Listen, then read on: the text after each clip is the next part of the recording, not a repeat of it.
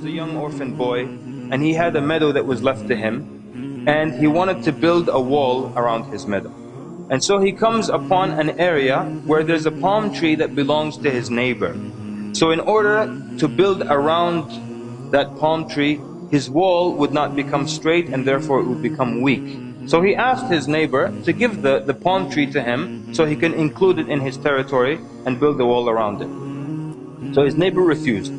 So he tells him, you have many other palm trees and this one won't hurt you, so just give it to me so my wall can be straight. And the man refused. And so the young boy, he goes and he complains to the Prophet sallallahu alaihi wasallam. And Nabi sallallahu alaihi wasallam brings the man and the boy together. And he tells him, give the palm tree to your brother. And so the man refused. And perhaps that the man was angered that this young boy would complain to the Prophet ﷺ because of this palm tree, so he was angered enough to refuse to give it. It's my house, my tree, and this kid is taking this case to Rasulullah. So when the man said, La ya Rasulullah, I'm not giving it to him, tears came from the eyes of that yatim.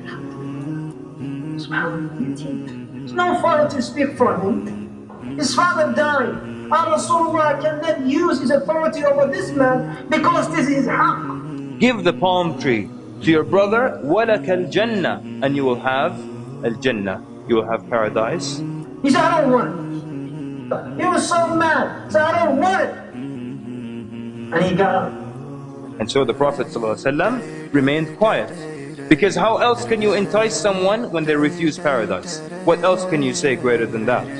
So from the people that were at that gathering was the great companion Abu Dahdah radiallahu anhu. He came close to Rasulullah and said, Ya Rasulullah, if I purchase that tree back, can I get the same offer? Rasulullah sallallahu alayhi wa sallam gave him the approval, yes. He had a meadow that belonged to him in Medina that everybody knew. And it had 500 palm trees and a well and a house built in it. This was the meadow and the only possession of Abu Dahdah radiallahu anhu. But when he saw the equation in front of him and he saw that the end result was al-Jannah, so he says to the man who owns the palm tree, he says, do you know about my meadow? And the man's answer, he says, is there anyone in Medina who doesn't know your meadow? Meaning it was that popular and it was that great. He tells him, will you exchange this one palm tree of yours for my entire meadow? It is yours for that tree. Abu Bakr was like, you out of your mind? You know, are you intoxicated? What's wrong with you? He asked the people, be a witness. And the man accepted in front of the Prophet ﷺ. And immediately Abu Dahdah tells the young boy that he can keep the palm tree.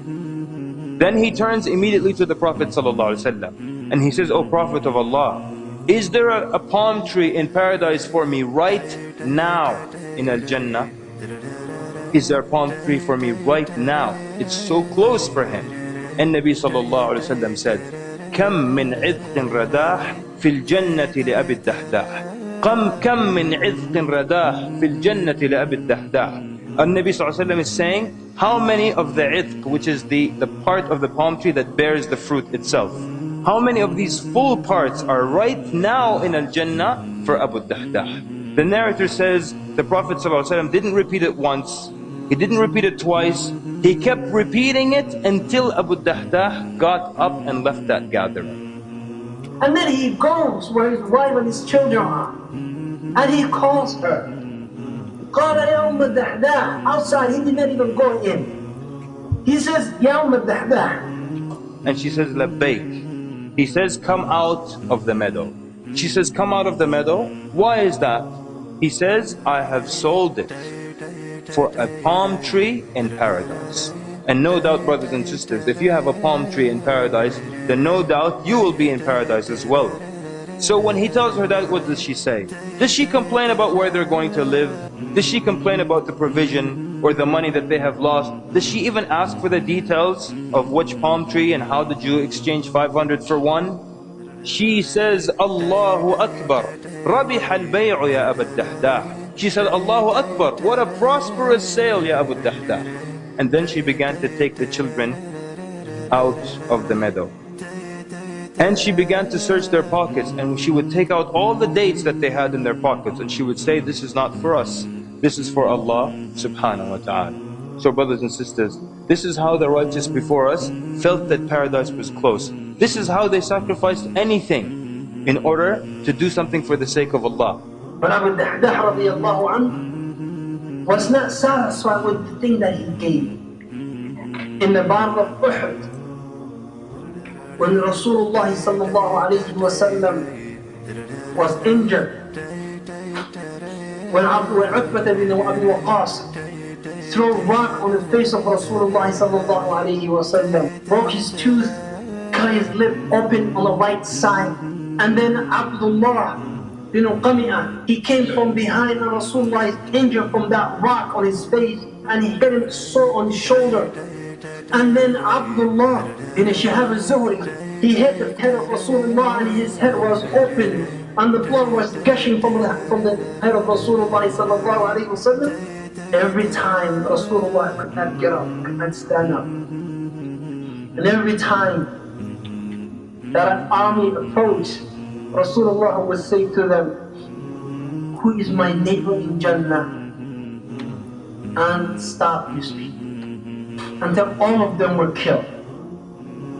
Rasulullah sallallahu alayhi wa sallam, after the battle was over, and he started turning and searching for the people who were killed. And who did he find in Ikhwati?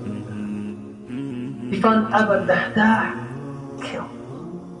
Abu Dahdah been killed.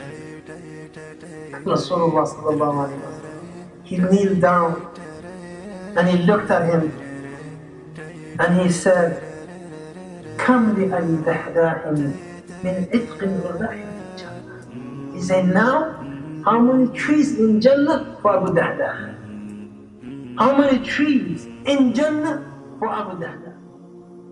ولكم صدقت مودتي وبكم ألوذ وأستعي يا صحب ما لي غيركم يا رفعتي دنيا ودين ولكم صدقت مودتي وبكم ألوذ وأستعي يا صحب ما لي غيركم يا رفعتي دنيا ودين حتما سنذكر مجلسا جمع الشباب المخلصين وسنذكر